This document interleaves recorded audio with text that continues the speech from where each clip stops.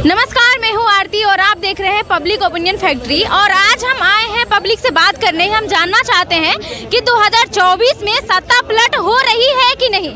तो सर मुझे ये बताइए कि 2024 में कौन आने वाले हैं। देखिए सर, आना तो चाहिए मैडम, आना चाहिए, हमेशा इंडिया गठबंधन आना चाहिए हमारी तरफ से। तो अच्छा, राहुल गांधी और भी मोदी जी। राहुल गांधी जी तो प्रधानमंत्री पद के दावेदार ही नहीं है, उन्होंने कब कहा कि मैं प्रधानमंत्री बनूंगा। मतलब कांग्रेस आएगी या फिर बीजेपी? कांग्रेस, बिल्कुल ये बात आपने कही कि कांग्रेस आएगी। और कांग्रेस आनी भी चाहिए। अगर पूर्ण बहुमत के साथ आती है तो बहुत खुशी होगी, पूर्ण बहुमत के साथ नहीं आती, अलायंस में अपने आती है, बाकी सहयोगी के साथ आती है तो बहुत अच्छी बात होगी।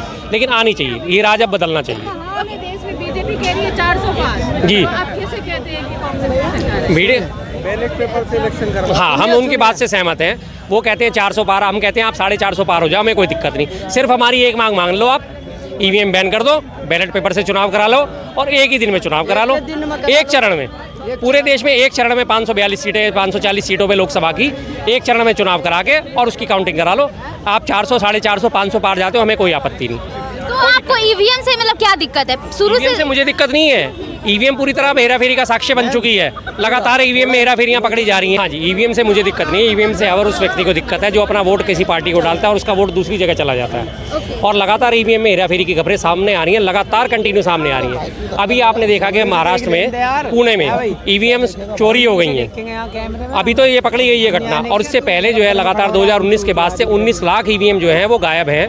उनका कोई अता पता नहीं है, उनका क्या इस्तेमाल होता है, कहाँ इस्तेमाल होता है, वो ईवीएम कहाँ यूज़ हो रही हैं, उनके लिए ना इलेक्शन कमीशन बोलने को तैयार है, ना केंद्र सरकार जवाब देने को तैयार है। हाँ जी, हाँ जी, जी जी जी जी, बिल्कुल आपकी बात से मैं सहमत हूँ। और ये सवाल उठना चाहिए और लोगों ने पहले भी उठाया और इसके बात का मैंने जवाब दिया है, कंटिन्यू जवाब दिया है। अभी पिछले हम राज्यों के चुनावों का अगर परिणाम लेते हैं, तेलंगाना में चुनाव हुए थे 30 नवंबर को, रिजल्ट आ गया था 3 दिसंबर को। नतीजा क्या निकला? बीजेपी हार गई। उससे पिछले साल कर्नाटका में चुनाव हुआ 10 मई को, रिजल्ट आया 13 मई को। 3 दिन के अंदर चुनाव का रिजल्ट आ गया, नतीजा बीजेपी हार गई। और बाकी 3 राज्यों में चुनाव हुए 14 को, और उसके बाद अभी ये हमारे जो 7 उससे शुरू हुए थे, हमारे नवंबर से शुरू हो गए और 30 नवंबर तक चले थे। जहाँ 15-15, 20-20, 25 दिन का गैप निकला, उस एक महीने का टाइम काउंटिंग में निकला, वहीं बीजेपी जीत गई। छत्तीसगढ़ में, राजस्थान में, मध्य प्रदेश में, तीनों में ये चुनाव का हाल था। बैलेट पेपर में कांग्रेस आ गई थी। हाँ, बैलेट पेपर में, ठीक कह रहे हैं भाई साहब। 30% वोट शेयरिंग का फर्क ईवीएम में कैसे हो सकता है? जी, तो मतलब आप लोग पूरा तरीके से ईवीएम को बैन करने का कोशिश कर रहे हैं? बिल्कुल बिल्कुल। देखिए, जब चीज गलत हो जाती है तो गलत का विरोध करना जायज है ना।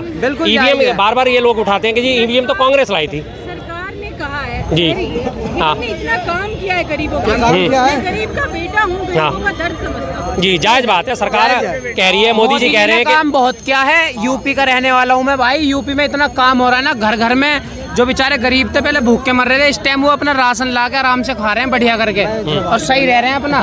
मैं मोदी जी जो है कहते हैं कि मैं गरीबों का बेटा हूँ और गरीबों का ज्यादा ख्याल रखता हूँ। इस पे आप क्या कहते हैं? मोदी जी बहुत लोकप्रिय आदमी हैं, बहुत बड़े नेता हैं, बहुत लोकप्रिय नेता हैं और पूरे देश में उनका डंका बज रहा है।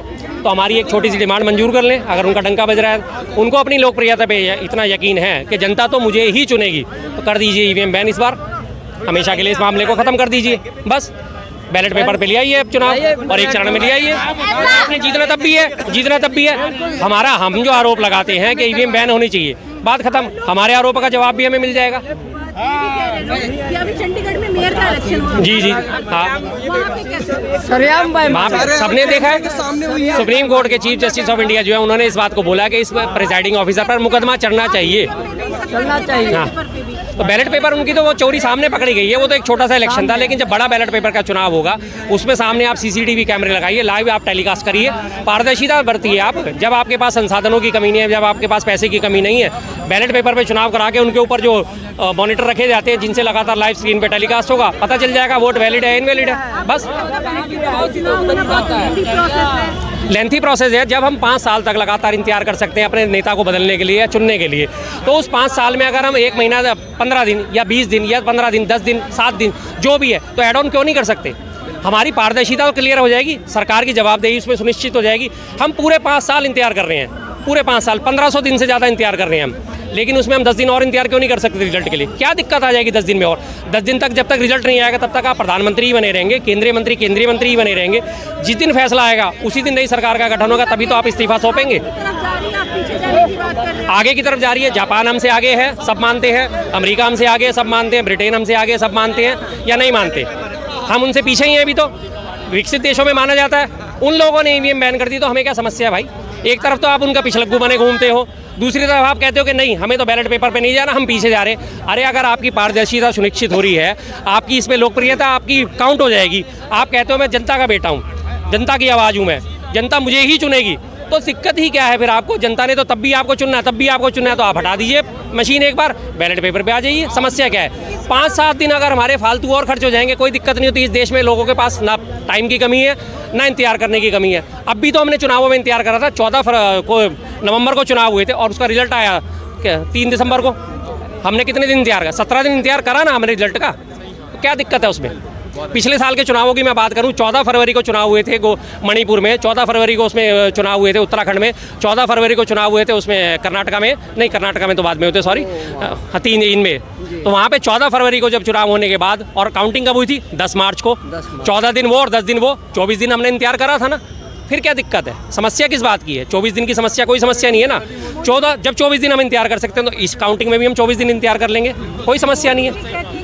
गारंटी भी लोगों को भरोसा है। बिल्कुल, अगर उनकी गारंटी पे भरोसा, हमें एक गारंटी दे दीजिए कि इस बार का चुनाव मैं ईवीएम से नहीं कराऊंगा।